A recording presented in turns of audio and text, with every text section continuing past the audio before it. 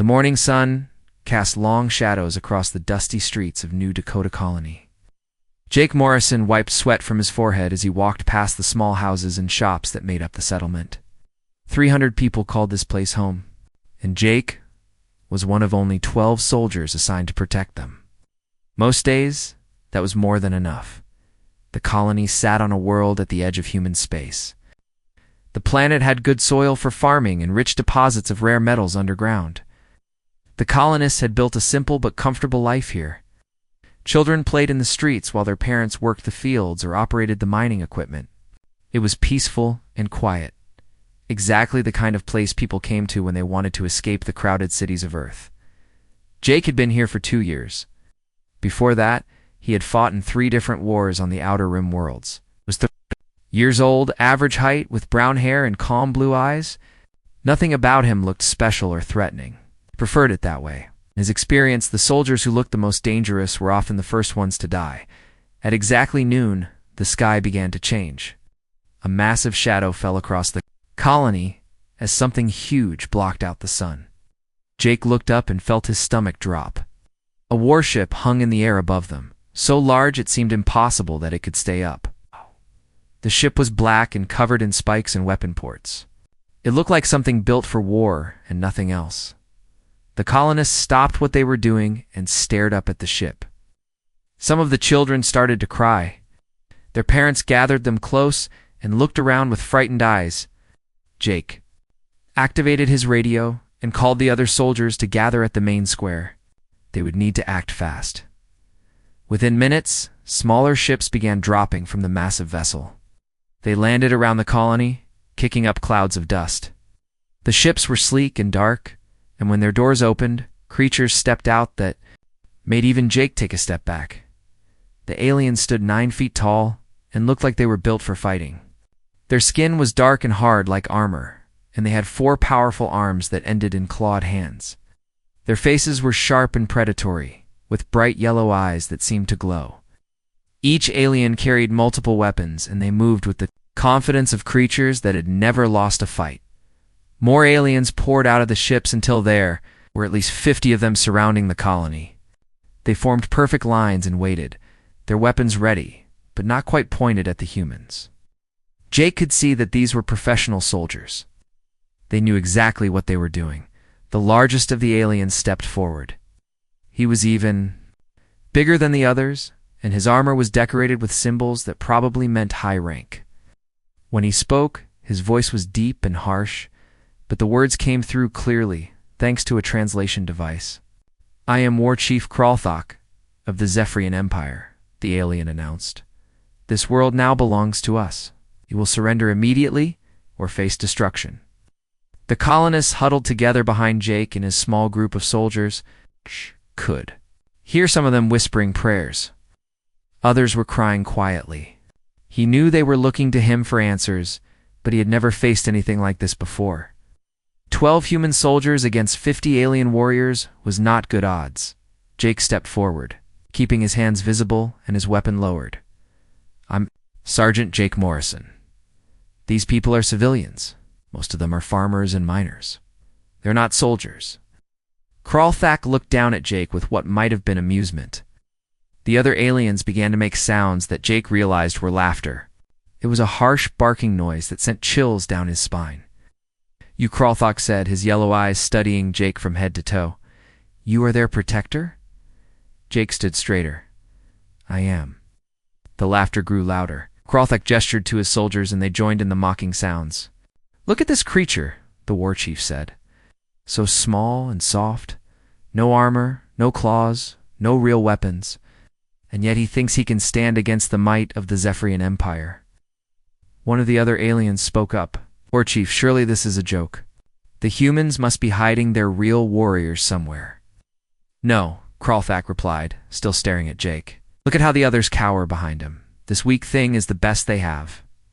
He leaned down closer to Jake, his massive form casting a shadow over the human soldier. "Tell me, little human, have you ever seen real combat? Have you ever faced a true warrior?" Jake met the alien's gaze without flinching. "I've seen my share of fighting." This brought fresh waves of laughter from the aliens. Kralthak straightened. up and spread his forearms wide. Fighting, you call? Whatever petty squabbles humans engage in fighting? He flexed his muscles, and Jake could see the power in those limbs. Each of the alien's arms was probably stronger than Jake's entire body. I have conquered 17 worlds, Kralthok continued. I have faced the crystal warriors of Zarian, the metal giants of Kronos, and the plasma wielders of the Vega system. All fell before my might, and now the universe sends me this. He gestured dismissively at Jake. The other aliens were enjoying the show. They made more comments in their own language, and Jake didn't need a translator to know they were mocking him. He could see some of the colonists behind him starting to lose hope. The children were clinging to their parents, and even some of the adults looked ready to give up. But Jake had been in bad situations before. He had learned long ago that the most dangerous moments were often when things looked hopeless. That was when clear thinking and careful planning mattered most. What do you want? Jake asked quietly. Kralthok's amusement seemed to grow. Want? I want nothing from you, little creature. But I am curious. You stand here knowing you cannot win, yet you do not run or beg for mercy. Are you simply too stupid to understand your situation? I understand it perfectly, Jake replied. You have more soldiers, better weapons, and a big ship. You could probably kill everyone here without much trouble. But you're still talking instead of shooting. It tells me something. The war chief tilted his head. And what does it tell you? It tells me you might be reasonable. Maybe we can work something out that doesn't involve anyone dying today? The laughter that erupted from the aliens was even louder than before. Kralthok threw back his head and made a sound like grinding metal. Work something out. Oh, this is rich. The tiny human thinks he can negotiate with the Zephyrian Empire. When the laughter died down, Kralthok looked at Jake with something. That might have been respect mixed with pity. You have courage, I will give you that. It is foolish courage, but courage nonetheless. Very well, little warrior. I will give you a chance to die with honor instead of cowering like the rest of your kind. Jake felt a chill run down his spine, but he kept his expression calm. What kind of chance? Single combat, Kralthok announced, his voice carrying across the square. You and I, warrior to warrior. If by some miracle you defeat me, my forces will leave this world.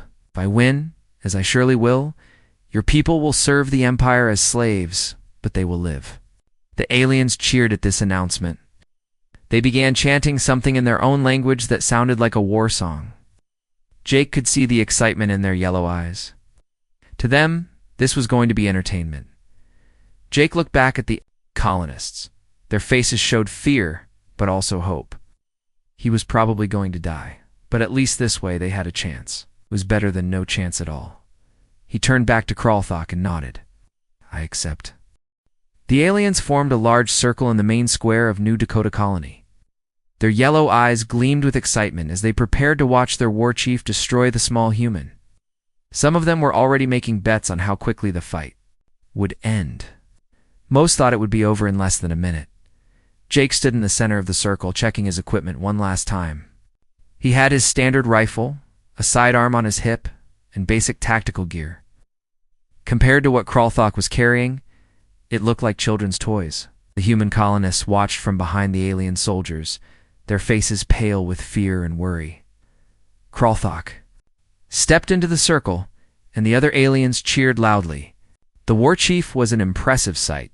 His forearms each held a different weapon. 2 energy blades hummed with deadly power in his upper arms, while his lower arms gripped plasma pistols that glowed with contained fire, the sunlight making him look like some ancient god of war. Look well, humans, Kralthok called out as he moved to the center of the circle. See how a real warrior prepares for battle? He began spinning his weapons in complex patterns, the energy blades leaving trails of light in the air. It was clearly meant to intimidate, and Jake had to admit it was working pretty well.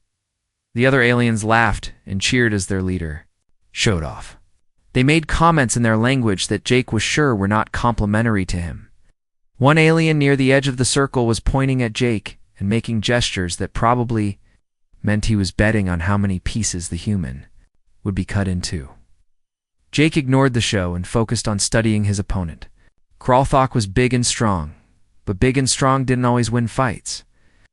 Jake had learned that lesson many times during his years in the military. He watched how the alien moved, how he held his weapons, which arms seemed to be dominant. Every detail might matter in the next few minutes. "Are you ready to die, little human?" Kralthok asked, his voice carrying easily across the square. "Ready as I'll ever be," Jake replied, bringing his rifle up to a ready position. This brought more laughter from the watching aliens. The idea that a single-shot projectile weapon could threaten their war chief seemed hilarious to them. Kralthok himself looked amused as he watched Jake's simple preparations. No fancy weapons? No energy shields? No armor? The war chief asked. "Are you sure you understand what single combat means?" "I understand, Jake," said quietly. "Let's get this over with." Kralthok, amusement faded slightly, had expected more fear, more begging, maybe even attempts to back out of the agreement. The human's calm acceptance was unusual, though it probably just meant he was too stupid to be properly afraid. The war chief raised all 4 of his weapons and let out a battle cry that echoed off the buildings around the square. The sound was terrifying, a mix of roar and scream that spoke of countless victories and enemies torn apart. The human civilians behind the alien line stepped back involuntarily. Jake didn't move. He kept his rifle ready and waited. Kralthok charged forward with shocking speed for such a large creature. His forearms moved in perfect coordination, the energy blades cutting through the air while the plasma pistols fired rapid bursts of superheated energy. It was like facing a one-creature army, a whirlwind of death that would overwhelm almost any opponent. But Jake wasn't there when the attacks arrived. He had moved to the side at the last possible second, just enough to let the energy blasts pass harmlessly by. The blades missed him by inches, close enough that he could feel the heat they generated. The aliens watching cheered, thinking their war chief had landed killing blows. But then they saw the human was still standing. Kralthok spun around, confusion flickering in his yellow eyes. His attacks should have ended the fight immediately. No creature that small should have been able to avoid his assault. "Lucky," he growled, and attacked again. This time Jake moved differently. Instead of dodging to the side, he dropped low and rolled forward, coming up behind Kralthok's right side. His rifle cracked once, and the war chief stumbled as the bullet found a gap. Between armor plates on his leg, the cheering from the alien spectators faltered. That wasn't supposed to happen. Their war chief was bleeding from a tiny wound, and the human was still moving, still fighting. Kralthok roared in anger and pain. He spun all 4 arms in a devastating attack pattern that should have cut anything in the area to pieces. But again, Jake wasn't where the weapon struck. He seemed to flow like water between the deadly arcs. It's never quite where the blades or energy blasts were aimed. Jake fired twice more in quick succession. Both shots found their targets, punching through weak spots in Kralthok's armor that shouldn't have been visible to human eyes. The war chief was now bleeding from 3 wounds. His movements were becoming less coordinated. The watching aliens had stopped cheering entirely. They stared in shocked silence as their champion, the creature who had conquered 17 worlds, struggled against a single small human. Some of them were starting to look worried. Kralthok was breathing heavily now. The wounds weren't serious individually, but they were affecting his performance. More importantly, his confidence was shaken. This wasn't supposed to be happening. The human should have been dead already, cut down in the first exchange. "How?" he gasped between attacks. "How do you move like that?" Jake didn't answer. He was too busy staying alive. Every muscle in his body was focused on the fight, reading Kralthok's movements, predicting where the next attack would come from. His mind worked like a computer, calculating angles and timing with precision that came from years of combat experience. The war chief launched another assault. This one, more desperate than before. His 4 weapons moved in complex patterns, trying to cover every possible escape route. But Jake had been watching, learning, adapting. He knew now that Kralthok favored his upper right arm, that he always followed a blade strike with a plasma shot, that he had a slight delay when switching targets between his upper and lower arms. Jake used that knowledge. He moved not randomly, but with purpose. staying just ahead of the alien's attacks while landing precise shots of his own. Each bullet found a gap in the armor, a weak joint, a vulnerable spot that Kralthak didn't even know he had. The alien soldiers watching began to murmur among themselves. This wasn't possible. Their war chief was one of the greatest warriors in the Empire. He had faced the most dangerous creatures in the galaxy and won every time. Single humans shouldn't be able to do this to him, but the evidence was right in front of them. Kralthak was slowing down, his attacks becoming wilder and less controlled. Blood was flowing from a dozen small wounds, and his breathing was ragged. Meanwhile, the human moved like he could keep this up all day. Jake's next shot hit Kralthak's upper left wrist. The energy blade fell from nerveless fingers. The war chief staggered, his perfect four-weapon coordination broken. Jake didn't waste the opportunity. He moved in close, his rifle barrel finding the gap between armor plates at Kralthak's throat. For a moment, the square was completely silent. The mighty war chief of the Zephyrian Empire knelt in the dust, held at gunpoint by a human soldier who barely came up to his chest.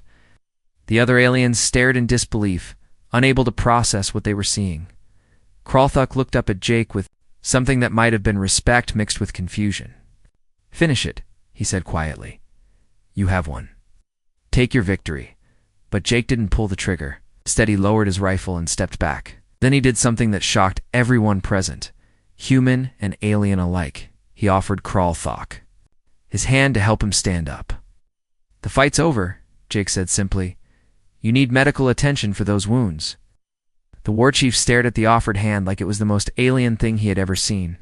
In his culture, defeated enemies were executed or enslaved. Mercy was a foreign concept, especially between warriors.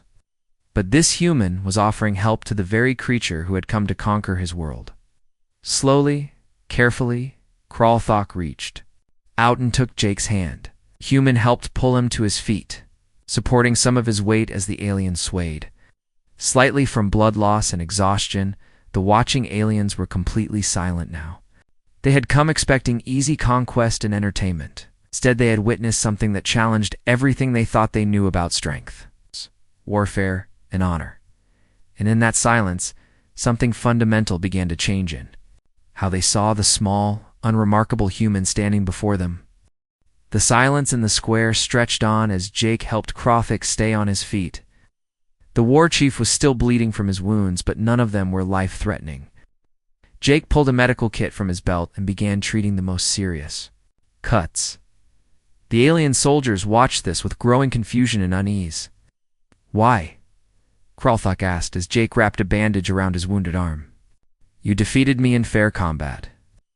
By the laws of war, you should execute me or claim me as a prisoner. Why do you help your enemy?" Jake finished with the bandage and moved to another wound. "You're not my enemy anymore. The fight is over. You're hurt and need help. That's all that matters right now." The simple honesty in Jake's voice seemed to disturb Kralthak more than any threat could have. The alien leader looked around at his own soldiers, seeing the uncertainty in their faces. They had come here expecting to witness their commanders' easy victory over primitive humans. Instead, they had watched him lose to a creature they had dismissed as weak and worthless. One of the alien officers approached cautiously. "War Chief, what are your orders? Do we attack? Do we retreat?" Kralthak looked down at Jake, who was still calmly treating wounds that the human had inflicted just minutes before. I need to understand something first." They turned to address Jake directly. "You fight like no creature I have ever encountered. Your movements, your tactics, your precision. How is this possible? You have no enhanced strength, no natural armor, no advanced technology, yet you defeated me." Jake finished with the medical treatment and stepped back. "I'm just a soldier doing my job. Nothing special about it. Nothing special." Kralthak's voice rose. "You moved like you could see the future. Every shot you fired found its target. You adapted to my fighting style faster than creatures with enhanced reflexes and battle computers in their brains." The other aliens were listening closely now. Some of them were speaking quietly among themselves, and Jake could see fear starting to replace their earlier amusement. They were beginning to realize that they might have seriously underestimated humanity. One of the alien officers activated a device on his arm and spoke rapidly in his own language. Jake couldn't understand the words, but he recognized the tone. Of someone making an urgent report. Within moments, other aliens were doing the same thing. Kralthek noticed his soldiers' behavior and barked an order at them. They stopped talking, but kept their devices active. Jake realized they were accessing some kind of database or communication network. "What are they doing?" Jake asked. "Learning," Kralthok replied grimly. My officers are accessing our military Intelligence files. They want to know more about your species and your capabilities. Minutes passed as the aliens gathered around their devices, reading and discussing what they found. Jake could see their expressions changing as they absorbed the information. The casual confidence they had shown earlier was disappearing, replaced by something that looked like growing alarm. Finally, one of the officers approached Kralthak and spoke in urgent, hushed tones. The war chief's eyes widened as he listened, and when the officer finished, Kralthok turned to stare at Jake with a completely different expression. "Is it true?" he asked quietly. "The things in these files about your species?" I don't know. "What you've been reading," Jake replied. "What kind of things?" Kralthok gestured to one of his officers, who activated a holographic display showing images and data. Jake could see pictures of human soldiers in various conflicts, charts showing casualty rates and battle statistics, and what looked like psychological profiles. "According to our intelligence, humans have been fighting wars for their entire recorded history," Kralthok said slowly. "Not just against other species, but against each other, constantly, for thousands of years." Jake shrugged. "That's probably accurate. We've never been very good at getting along with each other.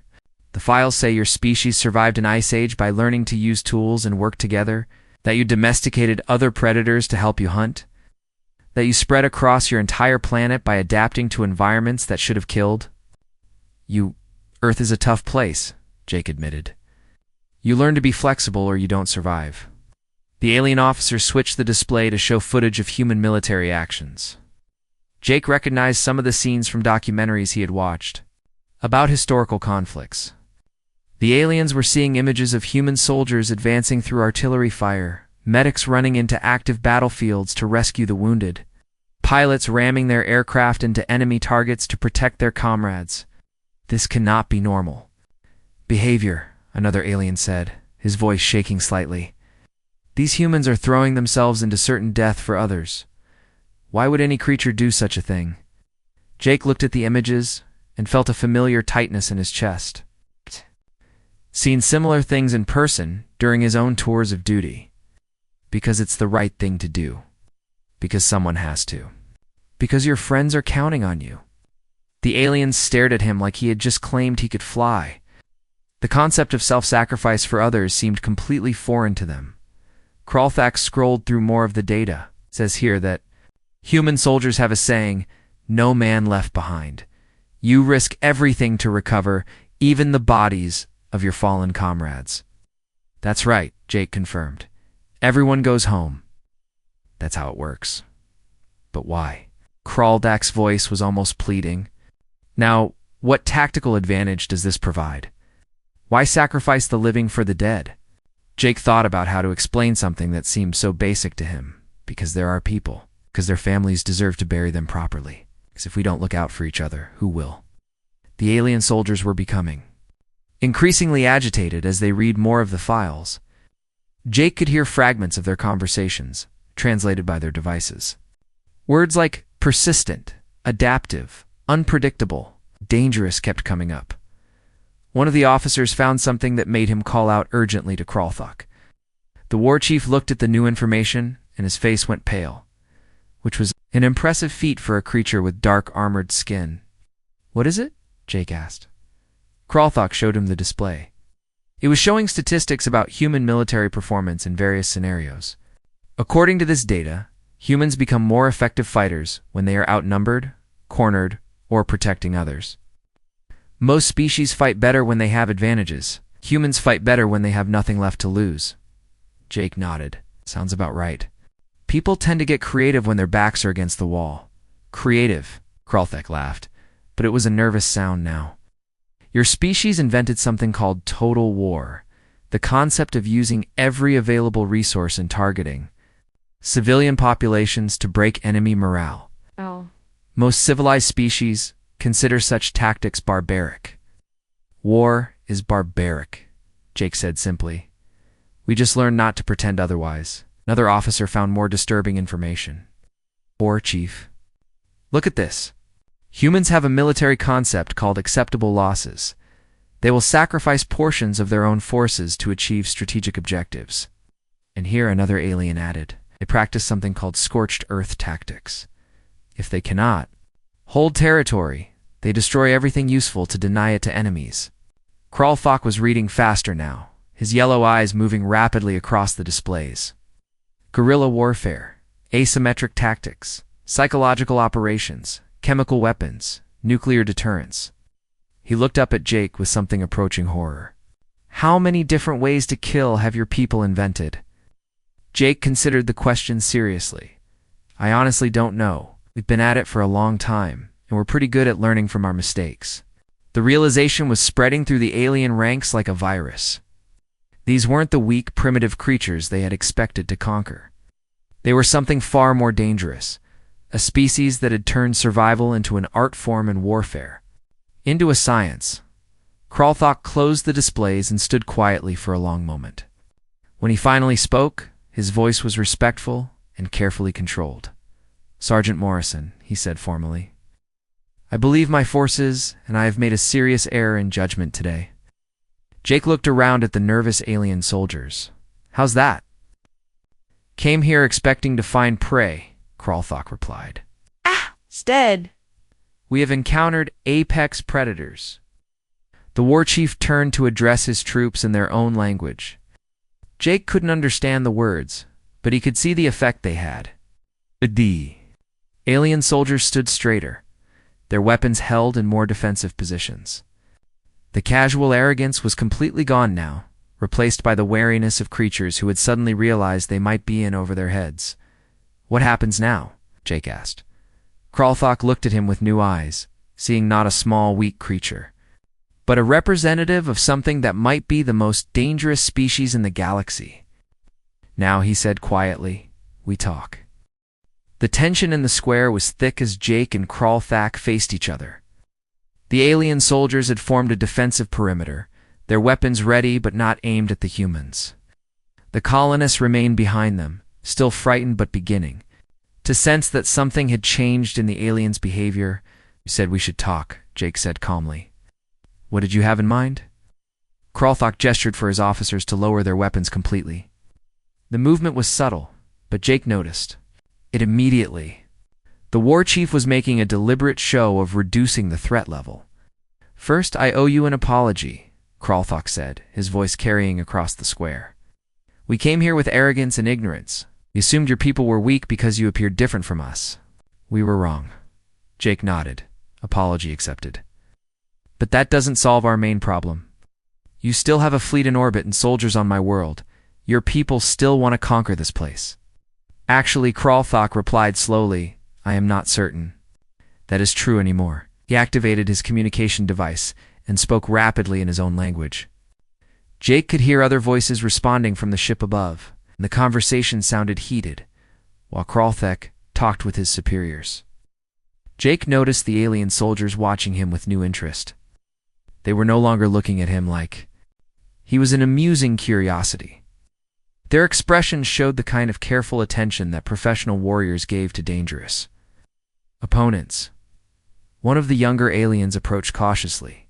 Sergeant Morrison, he said, his translator making his voice sound nervous. May I ask you something? Go ahead, Jake replied.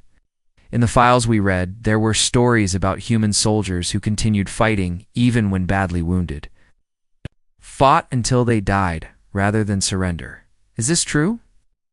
Jake thought about friends he had lost in various conflicts.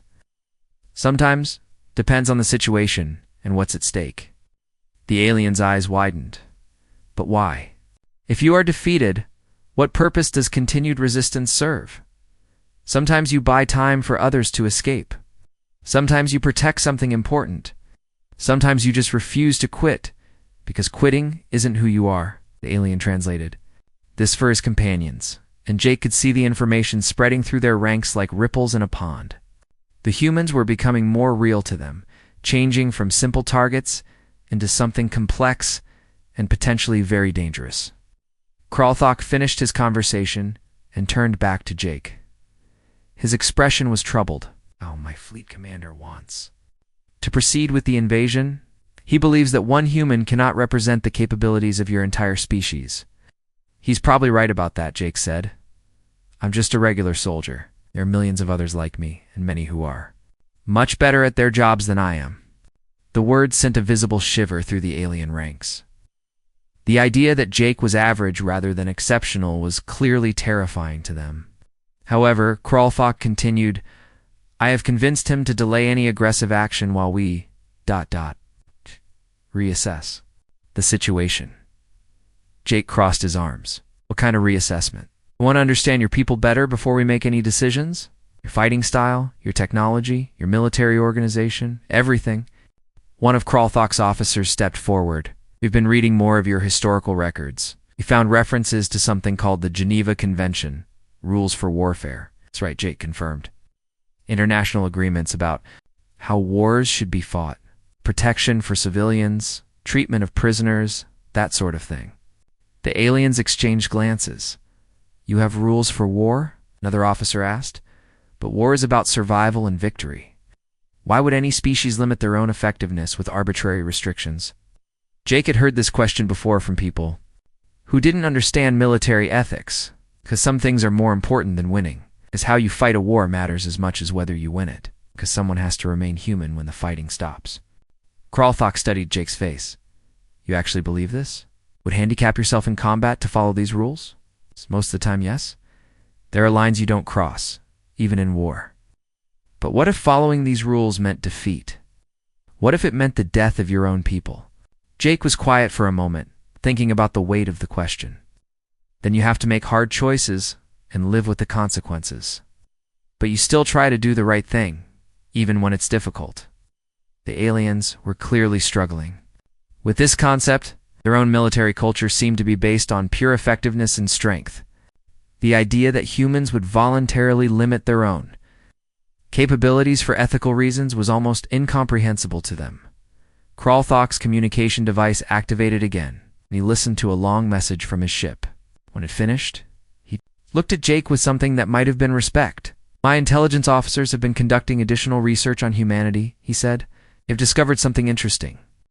In your history, there are many examples of human military forces refusing to follow orders they considered immoral, even when disobedience meant punishment or death."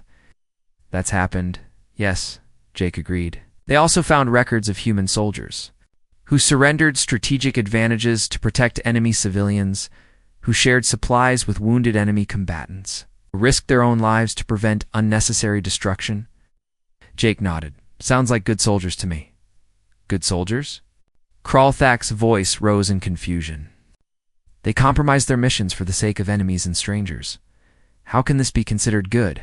Because being a soldier isn't just about fighting and killing. It's about protecting people and standing for something bigger than yourself.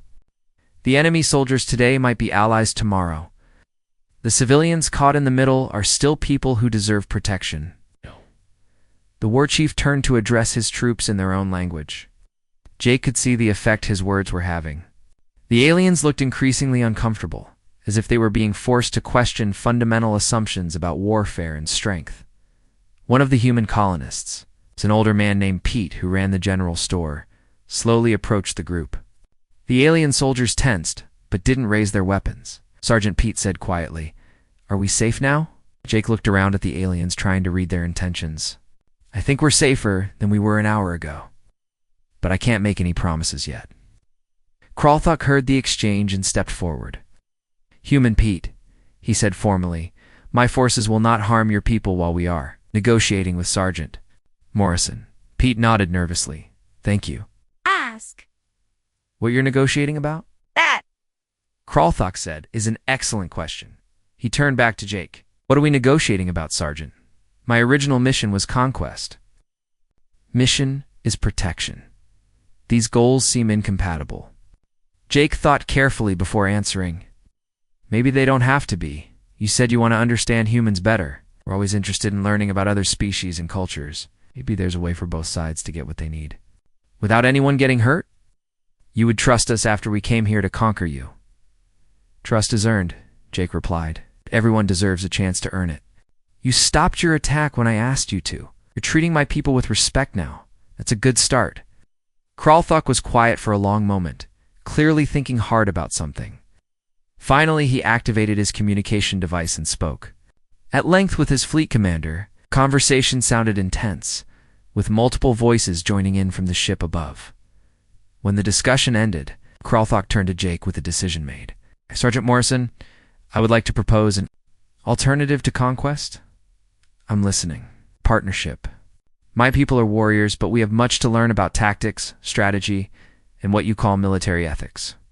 Your people are formidable, but you are few and isolated on the edge of civilized space. Together, we might both benefit. Jake raised an eyebrow. What kind of partnership? Cultural and military exchange? Some of my officers would remain here to study your methods and philosophy. Some of your people would be welcome aboard our ships to share their knowledge. You would provide protection for your colony from other threats, and you would help us understand how to be better soldiers. It wasn't what Jake had expected, but it wasn't the worst outcome either. What about your fleet commander? Is he going to accept this arrangement? Kralthok's expression became grim. He will, or he will find himself facing a mutiny. My officers, and I have seen enough today to know that attacking humanity would be a mistake of historic proportions. Jake looked around at the colonists, who were watching the conversation with hope and fear in equal measure. Then he looked at the alien soldiers, who seemed genuinely interested in this new possibility. All right, he said finally. Let's try it and see what happens. The first time one of your people threatens my colonists, the deal is off. Understood and agreed. Kralthok replied immediately. He extended one of his four hands toward Jake. Partners? Jake reached out and shook the offered hand. Partners. As the two warriors stood together in the center of the square, surrounded by humans and aliens who were beginning to see each other as something other than enemies, word was already spreading through the galaxy. The small, unremarkable species from the third planet of an ordinary star had made first contact with the Zephyrian Empire.